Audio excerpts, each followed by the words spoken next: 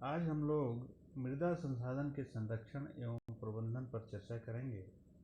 जैसा कि हम जानते हैं कि मिट्टी एक आधारभूत संसाधन है। पृथ्वी के धरातल पर निवास करने वाले मानव का जीवन मिट्टी पर निर्भर करता है। मनुष्य की 3 आधारभूत आवश्यकताएं रोटी, कपड़ा, मकान प्रत्यक्ष या परोक्ष रूप से मिट्टी पर निर्भर है। सभी जीवधारी किसी न किसी रूप में हरे पौधों पर भोजन के लिए निर्भर होते हैं। ये पौधे अपने भोजन के लिए अधिकांशतः मिट्टी पर आश्रित रहते हैं। इस प्रकार पशु, पक्षी तथा मनुष्य सभी मिट्टी से ही अपना भोजन प्राप्त करते हैं। हम लोग मिट्टी संसाधन के महत्व पर चर्चा करें थोड़ा सा। प्राकृतिक संसाधनों में सबसे महत्वपूर्ण एवं आधारभूत संसाधन इसे माना जाता है। मानव सभ्यता का विकास भूमि पर ही हुआ है तथा आवास भूमि पर ही होते हैं। मानव भोजन के लिए कृषि भूमि हेतु मिट्टी ही है। यह पृथ्वी की सबसे ऊपरी सतह, जिसे मृदा कहते हैं, काफ़ी उपजाऊ होती है, जिस पर कृषि की जाती है। मानव प्रत्यक्ष या अप्रत्यक्ष रूप से जो मूलभूत आवश्यकताएं हैं, रोटी, कपड़ा, मकान के लिए भूमि पर आश्रित रहता है। पशुपालन का भी आधार मिट्टी ही है। जैव अजैव संसाधनों का आधार भी मिट्टी है। आधुनिकीकरण का आधार भी मिट्टी है। मानव जीवन शैली जैसे वन, जीव जंतु, प्राकृतिक स्थान आदि का भूमि पर ही निर्भर है। अब हम लोग देखने का प्रयास करें कि ये जो महत्वपूर्ण संसाधन है, इसकी वैश्विक भूमि प्रणालियों की स्थिति और समस्याएं और रुझान क्या है। तो सबसे पहले हम लोग इस पर चर्चा करने के पहले इसके महत्वपूर्ण बिंदुओं को हम लोग देखने का प्रयास करें कि जो महत्व है, भौतिक, रासायनिक एवं जैविक प्रक्रियाओं के कारण मिट्टी में क्षरण हो सकता है और ये क्षरण ही मिट्टी की समस्या बन जाती है। भूमि की एक मौलिक प्राकृतिक संपत्ति है जो प्रत्येक जैविक समुदाय का समर्थन करती है।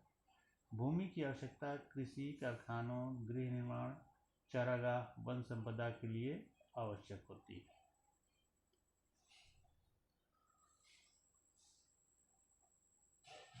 प्राकृतिक संसाधनों में मृदा सबसे महत्वपूर्ण इसलिए माना जाता है कि मनुष्य के सारे आवश्यकताओं की पूर्ति का जो आधार है वो मिट्टी माना जाता है।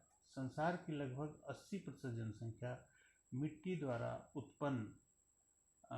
द्वारा उत्पादन या इससे संबंधित व्यवसाय में लगी है। अतः वर्तमान और भविष्य के लिए इसका संरक्षण आवश्यक है। अब जो हम लोग चर्चा कर रहे हैं, वैश्विक भूमि प्रणालियों की स्थिति, समस्याएं एवं रुझान, इसके कुछ प्रमुख जो पहलू हैं उस पर चर्चा करें। कृषि, जनसंख्या वृद्धि, नगरीकरण एवं आहार में परिवर्तन के कारण भूमि पर अधिक दबाव बढ़ा है, जिसके कारण भूमि उपयोग में परिवर्तन की आवश्यकता बढ़ी है, जिससे विश्व के सामने तत्काल प्रबंधन की समस्या आ गई है। 2014 में विश्व में FAO द्वारा दिए गए जो आंकड़े हैं उससे स्पष्ट है कि फसल उत्पादन में 13%, चारागाह में 21%, वनों के लिए 28%, खुली भूमि 15%, हिम एवं ग्लेशियर के रूप में 9% का उपयोग हो रहा है। जल की कमी, उर्वरा शक्ति के ह्रास के कारण मानव खाद्य सुरक्षा के खतरे से जूझ रहा है। वास्तविक एवं संभावित पैदावार के बीच काफ़ी अंतराल होता है, जिसे दूर कर खाद्य सुरक्षा की जा सकती है। गहन, यंत्रीकृत एवं उच्च उत्पादन के कारण मृदा कटाव की समस्या उत्पन्न हो जाती है। इसके अतिरिक्त वनों की कटाई, जैव विविधता की हानि, पानी की समस्या, मरुस्थलीकरण की समस्या एवं सूखे की समस्या से विश्व समुदाय जूझ रहा है। कई क्षेत्रों में सघन कृषि कार्य होने से मृदा के कार्बनिक पदार्थ एवं कार्बन की मात्रा का ह्रास हो रहा है। यह समग्र मृदा स्वास्थ्य को प्रभावित करता है। इसके बाद हम लोग देखें पशुपालन। जैसा कि हम जान रहे हैं कि पशुपालन में लगभग 31% भूमि इंगेज्ड है, और विश्व के इतने विस्तारित क्षेत्रफल में पशुपालन किया जाता है, तो हमारा लक्ष्य होना चाहिए कि अधिकतम उत्पादन प्राप्त हो।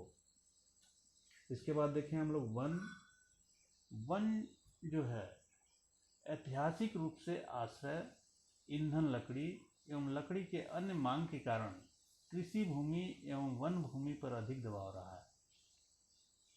कृषि योग्य भूमि का विस्तार, तेजी से शहरीकरण, अधोसंरचना का विकास, वन उत्पाद एवं जैव ईंधन की बढ़ती मांग के कारण भू उपयोग में परिवर्तन हो रहा है, जिसके कारण समस्याएं बढ़ रही हैं। इन सब के पीछे तीव्र गति से बढ़ती जनसंख्या, गरीबी, स्थानीय लोगों में असुरक्षा का भाव, आर्थिक विकास आदि है। वनों में ह्रास का ये भी कारण है कि जंगल में आग लगना, सूखा पड़ना या कीटों का हमला भी है।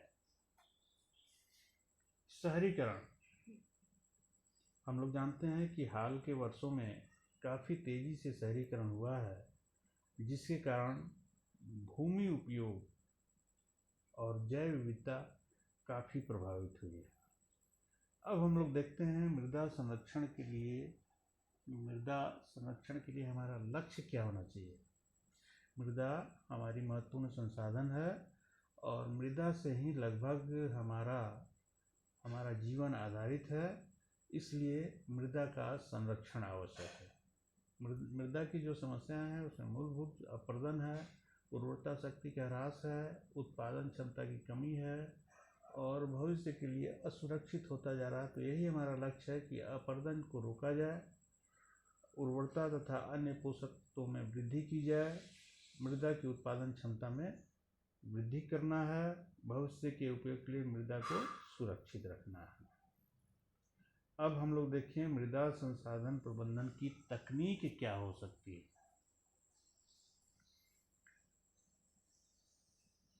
मृदा संसाधन प्रबंधन की तकनीक में सबसे पहले वनस्पति का आवरण एवं संरक्षण वनों। हम लोग जो अभी समस्या देख रहे थे कि सॉइल इरोजन की समस्या है, उसके उत्पादकता की समस्या है, उर्वरता शक्ति की समस्या है, तो इन्हीं को बचाने के लिए जो टेक्निक अपनाया जा रहा है या तकनीक अपनाया जा रहा है वही हमारा प्रबंधन है। वनस्पति का आवरण एवं संरक्षी वनरोपण, ऐसे वनस्पति का आवरण कवर करें जिससे हमारा सॉइल इरोजन या मिट्टी का कटाव रुक सके, और वनों से हमको प्राकृतिक रूप से उर्वरक प्राप्त होता रहे।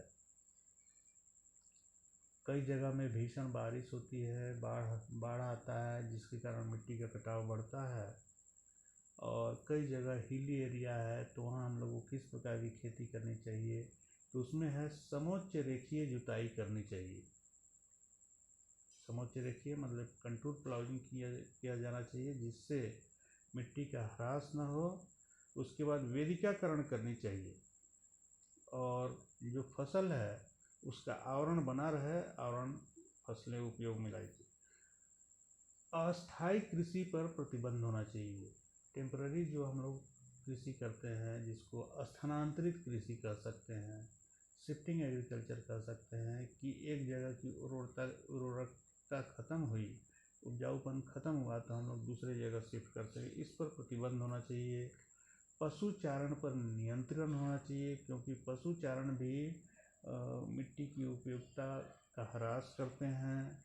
और नालिकाओं पर बांध बनाना, जैसे जो इरोजन है, गली इरोजन है, कहीं से नाला गुजर रहा है, तो नाले के पानी को संरक्षित करके रोक कर मिट्टी के कटाव को तो रोका ही जा सकता है, साथ ही वहाँ की उपजाऊ क्षमता को भी बढ़ाया जा सकता है। बाढ़ क्षेत्रों का संरक्षण करना पड़ेगा, क्योंकि कुछ क्षेत्र ऐसे हैं जहाँ प्रायः बाढ़ आती है, तो बाढ़ से सुरक्षा के लिए प्लान बनाकर काम करना चाहिए। पंख प्रवाह को रोकना चाहिए, मड का फ्लो होता है, उससे भी बड़े पैमाने पर हानि होती है, तो उसको मैनेज करना चाहिए। सस्यावर्तन, उर्वरकों का प्रयोग, मिट्टी के जांच के पश्चात ही उर्वरकों का प्रयोग करना चाहिए। जैसे कहीं नाइट्रोजन की आवश्यकता है तो वहाँ नाइट्रोजन, ऐसा नहीं कि प्राचीन परंपरा के NPK डाल रहे हैं तो हर जगह NPK डाल दिए। हमको जहाँ आवश्यकता है जिस उर्वरक की है उस उर्वरक को देना चाहिए। जैव पदार्थों एवं जल का अनुकूलतम सहसंबंध होना चाहिए। मिट्टी में जैव पदार्थ की मात्रा होनी चाहिए और कितना जल चाहिए इसका प्रबंधन सही से होना चाहिए। प्रदूषण से सुरक्षा करने से ही मिट्टी प्रदूषण से हम लोग बच सकते हैं। इस प्रकार आज हम लोगों ने देखा कि जो सॉइल रिसोर्स है वो कितना महत्वपूर्ण है और ये कितना महत्वपूर्ण है और आज हम किस समस्या से जूझ रहे हैं और इस समस्या के समाधान के लिए क्या तकनीक अपनाना चाहिए, किस तरह मैनेजमेंट करना चाहिए। तो ये हमारा सॉइल रिसोर्स का कंजर्वेशन और मैनेजमेंट का पार्ट पूर्ण हुआ।